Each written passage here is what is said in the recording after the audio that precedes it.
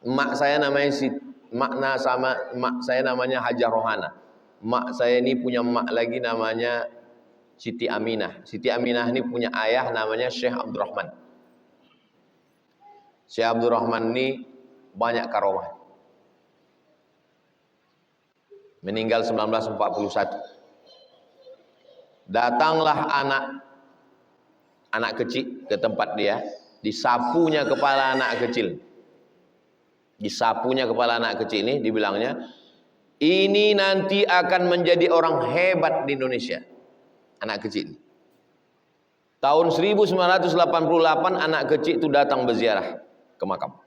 Kata dia, kepala aku dulu pernah disapu si Abdurrahman. Kata dia, aku nanti jadi orang hebat. Itulah dia Jenderal Ahmad Taher, Menparpostel zaman Soeharto. Jenderal Ahmad Taher, Menteri Pariwisata, Pos dan Telekomunikasi zaman Pak Harto. Terbukti cakapnya itu. Kenapa Bapak datang? Karena dulu waktu aku kecil pernah dibawa ayahku ziarah jumpa almarhum. Kata dia, ini anak nanti akan jadi orang hebat Indonesia. Ingat dia cakap itu. Itu salah satu karomahnya yang terbukti. Saya sampai sekarang belum pernah berani membilang anak kecil, ini hebat, entah iya entah tidak ya.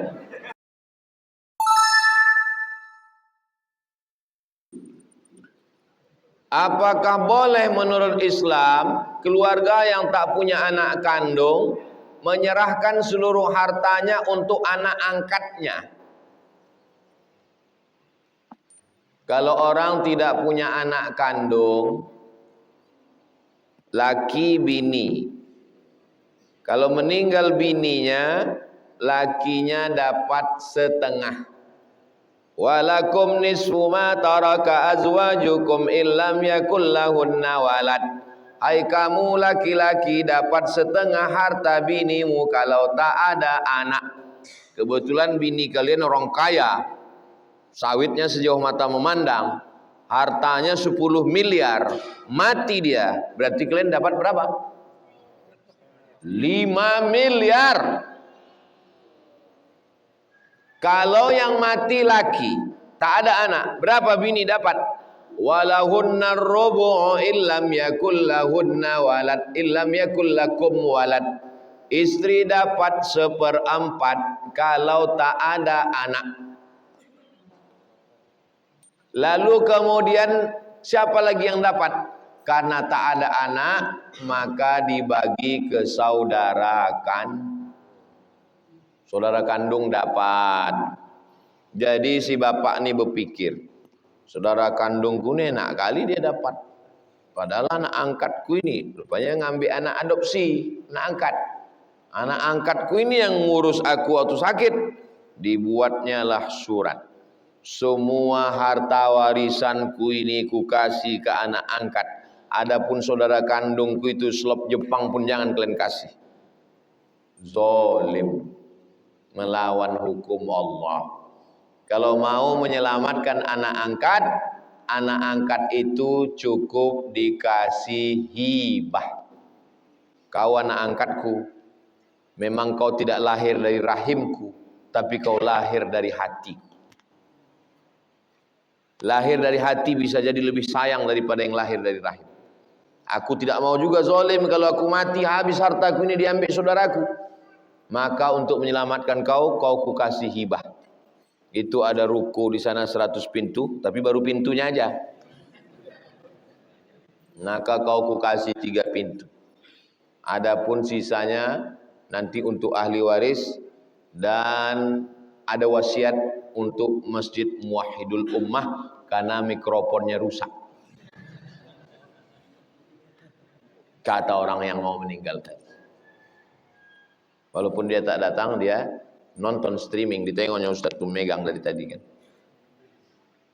Jangan kasihkan semua ke anak angkat dan jangan pula sampai semua diambil ahli waris sampai anak angkat tak dapat. I'dilu, bersikap adil lah kamu. Gimana caranya sikap adil? Anak angkat kasih dia hibah. Kasih dia hibah, robahnya langsung suratnya di BPN Badan Pertanahan Nasional, habis itu kemudian aman. Meninggal kita dibagilah ini semua ahli waris. Begitu caranya.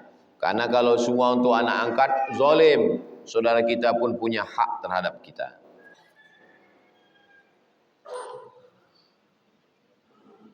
Saya mau bertanya sama Ustadz,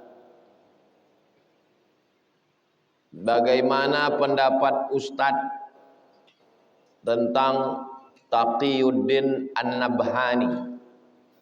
Beliau warga negara Palestina, belajarnya di Mesir, pernah ikut kepada Syekh Hasan Al-Banna, ikhtilaf dengan Hasan Al-Banna karena Hasan Al-Banna mendirikan partai Ikhwanul Muslimin. Menurut Hasan Al-Banna, untuk memperjuangkan Islam tidak bisa melalui koar-koar ceramah, mesti punya kekuasaan. Maka kekuasaan zaman modern masuk ke parlemen, mesti bisa masuk ke parlemen, mesti punya partai. Itulah dia partai Ikhwanul Muslimin. Mau mencalon jadi bupati, wali kota, gubernur, presiden, mesti punya perahu. Perahunya adalah partai. Itu ijtihad Hasan Al-Banna. Sedangkan Taqiyuddin Nabhani, kata dia, partai ini demokrasi. Demokrasi ini dari barat, kafir, tauhid. Tidak bisa memperjuangkan Islam lewat partai. Mesti dengan khilafah. Disitulah persimpangan jalan. Dua-duanya orang soleh, dua-duanya orang baik, dua-duanya sudah meninggal dunia. Orang yang sudah meninggal dunia, uzkuru mahasina mautakum, Allahumma ighfir lahum warhamhum wa'afihim wa'afu'an. Pengikut Hasan Al-Banna berteriak, kita perjuangkan Islam dengan partai, Allahu Akbar. Pengikut Taqiyuddin Nabhani, kita memperjuangkan melalui khilafah, Allahu Akbar. Berkelahi dua orang di jalan. Yang ketawa orang sekuler, orang liberal. Matilah kalian berkelahi Allahu Akbar di jalan juga tadi. Jadi rasional saja. Untuk zaman sekarang, karena kebetulan masih pakai sistem demokrasi, maka diperjuangkan melalui partai. Melalui partai. Ada orang baik, berjuang dia di partai, duduk dia sebagai anggota legislatif, tingkat kabupaten, tingkat provinsi, tingkat pusat DPR RI. Ya berjuanglah dia di situ.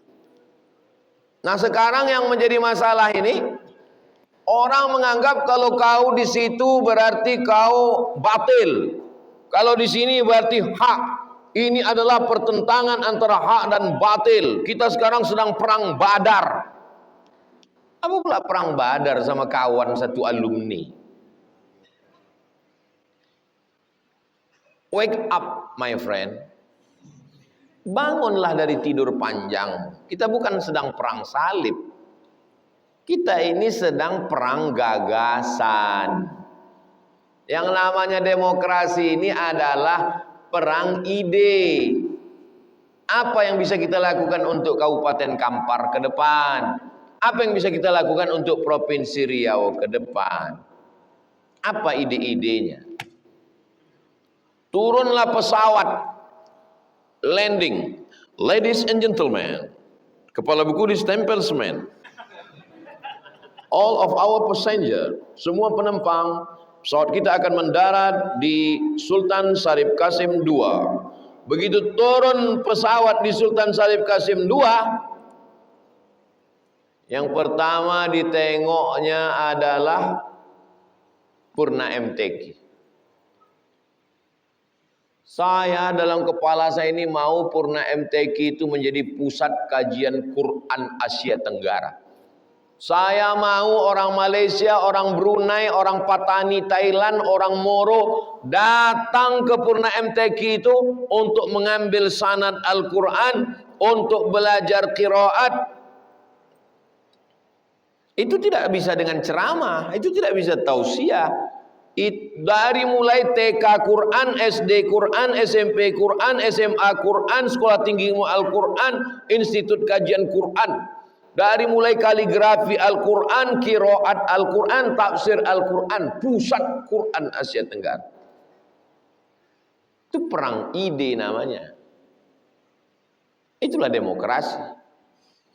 Nah, jadi apa yang bisa kita lakukan untuk Riau yang lebih baik ke depan? Rasa-rasa saya pula yang mau jadi calon gubernur. Oke, ketika suami mengatakan, ini suami nih, hati-hati kalian yang jadi calon suami. Apa kata suami? Aku tidak ridho dunia akhirat. Kata suami kepada istrinya, aku tidak ridho dunia akhirat. Apakah sudah jatuh talak? Talak itu ada dua. Satu namanya talak sharih. Satu namanya tolak kinayah. Kinayah ini tak jelas. Sharih ini jelas. Kau talak satu. Sorry, jelas. Ini pulanglah kau ke rumah orang tuamu. Tak jelas. Maka kalau sore jatuh talak satu. Tapi kalau ini, makanya perempuan juga mesti belajar fikih. Perempuan juga mesti paham fikih ahwal syakhsiyah. Kalau ada suami mengatakan, baliklah kau ke rumah orang tuamu. Tanya dulu, apa maksud kau? Enggak, maksudku kau ambil cuti aja. Enggak apa-apa.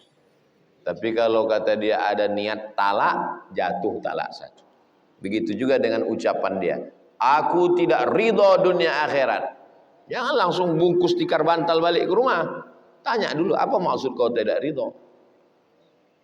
Kalau ada niat talak, jatuh. Kalau tak ada niat talak, tidak jatuh talak. Jelas?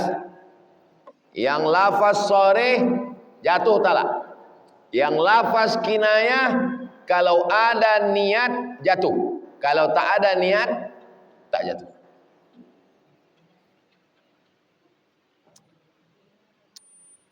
Ustadz, saya mau nanya kitab atau referensi dari kisah seorang anak yang bertanya kepada Sayyidina Umar bin Khattab tentang hak-hak anak terhadap orang tua. Kebetulan senior saya lagi bahas untuk tesisnya, belum dapat baca biografi Umar bin Khattab. Di mana dapat biografi Umar bin Khattab? Dalam Hayatus Sahabah, dalam Syiar A'lam An-Nubala, dalam Al-Kamal fi Asma'ir Rijal, dalam buku-buku akhlak. Maka nanti detailnya saya kirimkan ke siapa? Al-Fadino. Dalam satu hadis disebutkan shadaqatu burhan. As-shadaqatu burhan. Sedekah itu burhan, bukti. Tapi terkadang banyak juga orang yang sedekahnya tapi malas sholatnya. Bagaimana penjelasannya Pak Ustadz? Apa buktinya orang itu beriman? Sedekah. As-shadaqatu burhan, bukti. Burhan artinya nyata. Iman itu kan tak nyampak, tak nyata di dalam. Macam mana cara menampakkan iman? Asyhadu an la ilaha illallah. Lisan. Macam mana cara menampakkan iman? Badan. Allahu Akbar. Macam mana cara menampakkan iman? Sedekah. 3. Lisan, badan, sedekah. Amal itu ada 4. Amal hati, amal lisan, amal badan, amal harta. Amal hati, iman. Menampakkan iman, syahadat. Menampakkan iman, badan. Menampakkan iman, sedekah.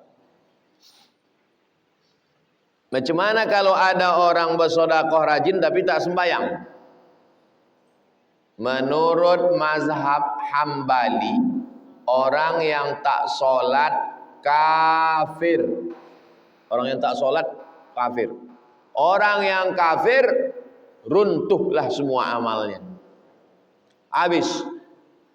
As-sholatu imaduddin, sholat tiang. Kalau udah tiang ini tumbang, hancur semua bangunan ini. Tapi kalau tiang masih ada, bangunan tetap kokoh. Walaupun rusak, cuman mic-nya aja.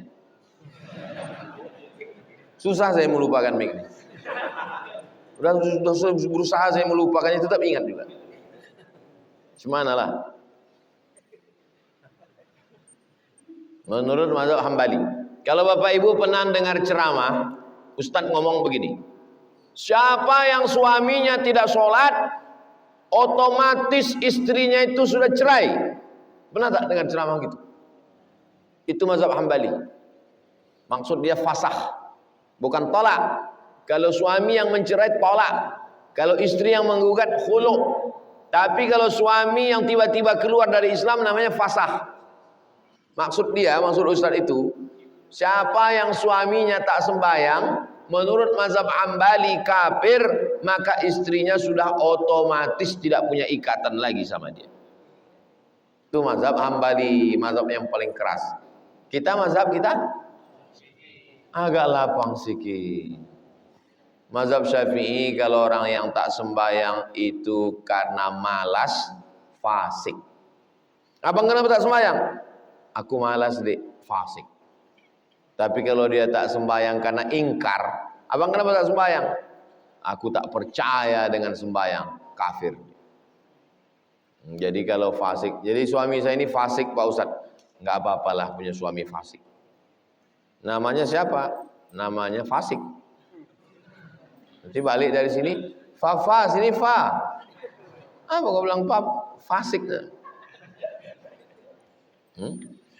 Fasik itu maksudnya fafa yang asik. Tak sembahyang.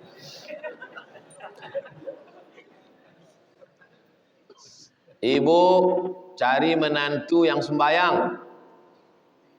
Kalian cari bini yang sembahyang. Jangan sampai dapat bini tak sembahyang. Cuma anak kalian nanti. Saya rasa hambar nikmat Tuhan yang lain. Setelah ibu saya meninggal, saya rasa hambar nikmat Tuhan yang lain. Ini nyindir saya ini. Tak terasa nikmat. Bahkan ada terlintas di hati bahwa Tuhan itu tidak adil. Bagaimana cara mengobatinya? Saya tengok jamaah mendorong emaknya kursi roda. Bapak ini janggutnya putih sudah semua. Umur 70. Emaknya umur 90. Dalam hati saya, emakku umur 70 sudah meninggal. Bapak ini emaknya 90 masih hidup. Ada terlintas itu di dalam. Kok ginilah nasib saya. Satu hari saya pergi ceramah. Datang jamaah. Ustaz Somad, tolong doakan anak ini. Anak ini Pak Ustaz keponakanku. Ayahnya mati, emaknya mati. Kelas berapa dia? Kelas 5 SD. Oh, adil Tuhan rupanya. Jadi kalau kita tengok orang umur 70, emaknya 90, kita sangka Tuhan tak adil. Pas dijumpakan Allah kita dengan anak SD kelas 5, ayahnya mati, emaknya mati. Oh, adil. Jadi adil itu tak adil itu tergantung perasaan kita. Maka jangan ikut perasaan. Rasa ini laut tak bertepi. Filsafat rasional yang tak berujung. Tasawuf rasa tak bertepi. Timbangannya syariat. Tasawuf dan filsafat mesti ditimbang fi mizanis syariah. Mesti kembali kepada Al-Quran dan Sunnah Nabi Muhammad Sallallahu Alaihi Wasallam. Nah, jadi supaya pikiran itu jangan berkalau-kalau. Kalaulah dulu mak ni ku bawa ke Malaysia ke rumah sakit, kalaulah dulu ku bawa jalan-jalan, kalaulah dulu ku belikan rumah, kalaulah dulu ku belikan mobil. Hilangkan kalau-kalaunya itu, karena sekali kalau itu akan disusul kalau. Nah, itulah nanti antum jumpa di pinggir jalan orang ngomong sendiri, sama angkot pun dia senyum. Nah, itu gara-gara kalau itu. Bercakap dia sendiri di dalam ini. Kalau itu mau senyum sendiri lama-lama. Nah, jadi menghilangkan kalau itu adalah zikir. Saya sampai sekarang kalau dalam pikiran saya itu ingat langsung saya bacakan untuk almarhum, almarhumah, ayah, emak, atuk, nenek, Al-Fatihah. 10 kali kalau 10 kali kirim. 100 kali kalau 100 kali kirim. Kalau ada orang yang bilang, dengan berjalannya waktu kerinduan itu akan hilang. Oh, mak kau masih hidup, iyalah kau bisa bercakap gitu. Kalau udah meninggal, tak bisa. Jadi kapanlah orang kehilangan orang tua itu baru hilang sakitnya? Kalau dia mati, jumpa dia dengan emaknya itu barulah hilang. Jadi tak ada itu istilah hilang itu tak ada. Antum buat aja baik banyak-banyak, buat sampai akhirnya mim datema taya bawati mati.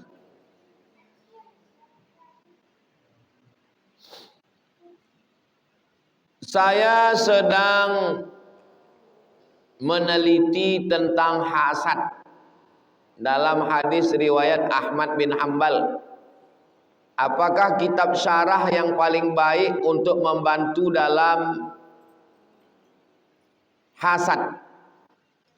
Kalau antum mengkaji tentang masalah hasad, riya, sum'ah, takbur, nifak, masalah-masalah hati, maka carinya ke kitab akhlak.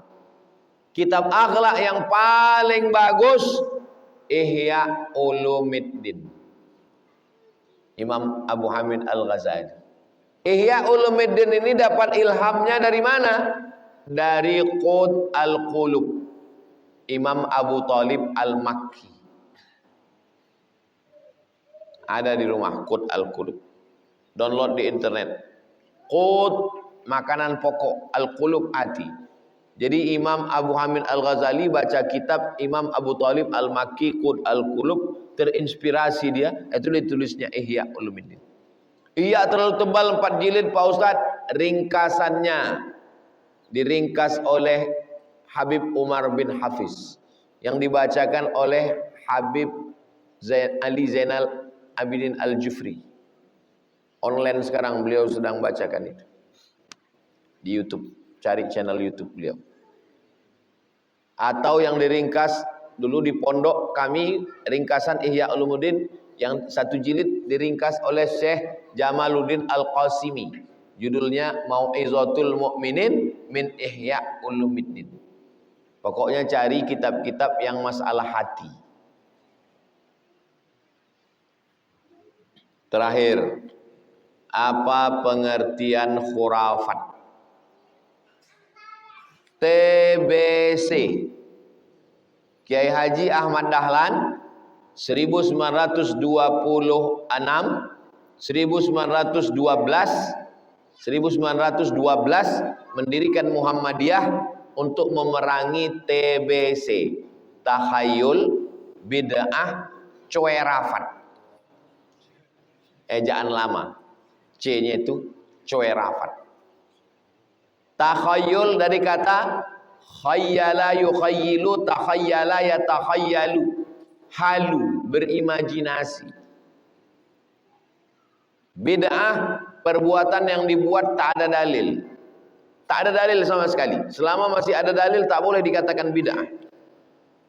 Khurafat adalah tradisi-tradisi yang diambil oleh manusia dari pendahulu sebelumnya yang tak ada pembenarannya baik secara akal maupun nas Al-Quran dan Sunnah Nabi Muhammad SAW. Jadi semua perbuatan-perbuatan ini mesti dibenarkan oleh Quran dan Sunnah. Akal manusia, akalnya tentu akal ulama, al-ulama warasatul anbiya. Apa boleh kita mendukung orang-orang yang khurafat? Apakah khurafat itu seperti dongeng? Dongeng masuk dalam khurafat. Atau karomah? Karomah bukan khurafat. Karomah itu kalau nabi namanya mukjizat. Kalau wali namanya karomat. Karomah artinya kemuliaan. Dikasih Allah kemuliaan kepada walinya itu untuk menunjukkan bahwa orang itu benar. Datanglah pesilat tangguh dari Riau, namanya Sulung Pendekar, untuk menguji Syekh Abdul Wahab Rokan. Sampai yang bercerita ini guru saya di Muallimin Al-Wasliyah, orang Dumai, namanya Al-Mukarram Almarhum Ustadz Hafiz Yazid. Bercerita di kelas waktu saya masih SMP Sanawiyah. Sampai Sulung Pendekar nih di rumah Syekh, tak terangkatnya gelas yang kan kalau kita bertamu ke rumah orang kan, kata Syekh Abdul Wahab Rokan, kenapa tak minum sulung? Nah, dituangkan Tuan Syekh itulah, minumlah. Setelah dituangkan, gelasnya itu pun tak terangkatnya juga. Padahal maksud dia mau menantang silat ya. Lama-lama naik darah dia. Aku kesini ini bukan mau ngangkat gelas, aku mau bersilat, gitu dia. Marah dia, ditantang-tantang. Dijatuhkan Tuan Syekh itulah bulu ayam. Kebetulan malam itu habis hujan. Kalau habis hujan tanah itu kan lunak kan? Dicucukkan bulu ayam. Cucukkan. Kau cabut dulu bulu ayam itu, baru kita bersilat. Cucukkan bulu ayam, jatuhkan bulu ayam itu ke tanah, kan berdiri dia. Kau cabut dulu bulu ayam itu, baru kita bersilat. Dicabutnya bulu ayam itu, tanggal semua bulu ayam itu, tapi tangkai itu tak tercabut dari tanah. Nah, itulah disebut dengan mencabut bulu ayam sungsang. Pernah dengar mencabut bulu ayam sungsang?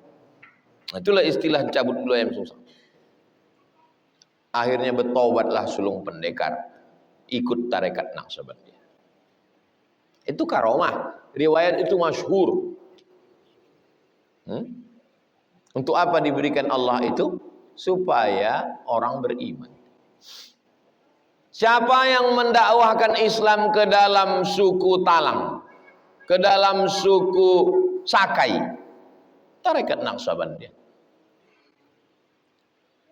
Kalau Tuan Syekh datang, dia yang menyampaikan. Kalau dia tak datang, dikirimlah pengganti. Pengganti itu bahasa Arabnya khalifah. Pengganti Nabi Muhammad, Khalifah Abu Bakar Siddiq. Khalifah itu artinya pengganti. Maka kalau Syekh tak datang, digantikan oleh penggantinya, namanya khalifah. Orang Melayu payah menyebut khalifah. Dipanggil siapa? Kelipah. Siapa itu kelipah itu? Khalifah. Maka dikirimlah khalifah ke suku Sakai. Maka batin-batin yang ada di dalam terganggu dengan kehadiran khalifah. Kata batin, kalau kau mau tetap bertahan di dalam ini, sunat aku. Kalau bisa kau menyunat aku, berdakwahlah kau sini. Kalau tak bisa menyunat, angkat kaki dari hutan Riau. Kata khalifah yang dikirim dari Silam, kalau untuk menyunat Tuan Batin tak perlu aku, cukup murid aku saja. Tak perlu aku. Kata muridnya, kalau untuk menyunat kau tak perlu pakai batang bawah parang nih, cukup dengan atasnya aja. Diputarnya sekali, putus. Belum pakai bawahnya lagi, belum pakai atas.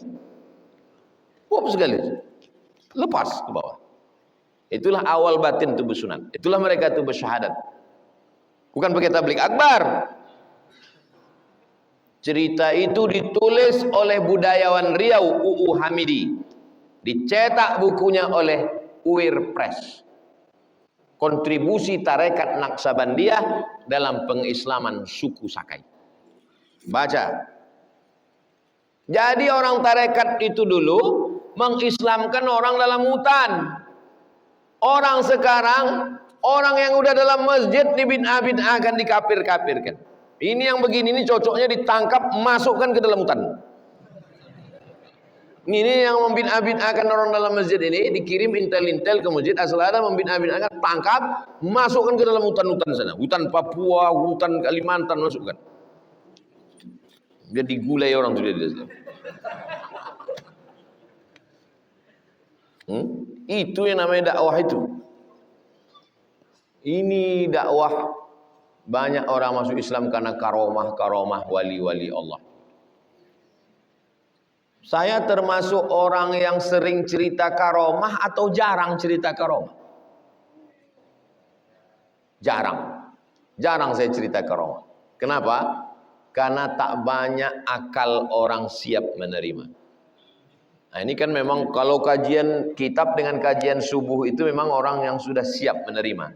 Itu maka saya cerita karomah. Kalau di tablik akbar, jangan sampai kita cerita karomah jadi ejekan, jadi olo-oloan orang. Jangan cerita karomah di medsos jadi ejek-ejekan orang, orang-orokan orang. Nah, kalau mau baca karomah-karomah, nama kitabnya Jami' Karomatil Aulia, ditulis oleh Syekh Abdul Wahab Asy-Sya'rani. Jami' Karomatil Aulia.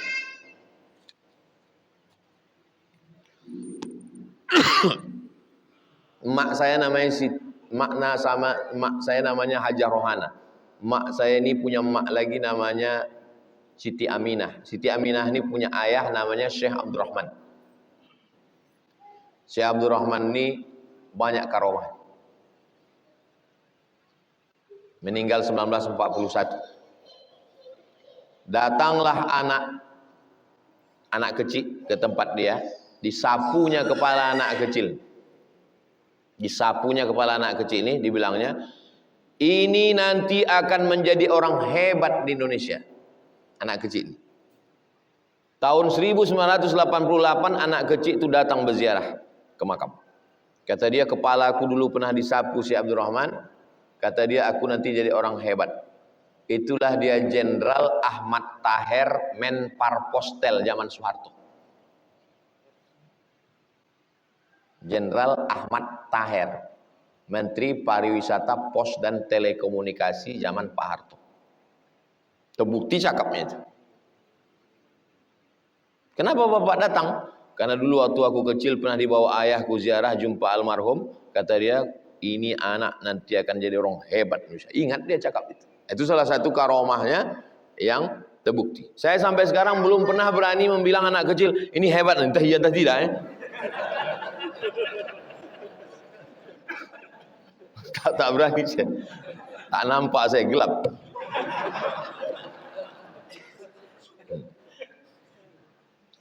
Jadi Syekh Abdurrahman ini punya anak. Anaknya cantik, perempuan.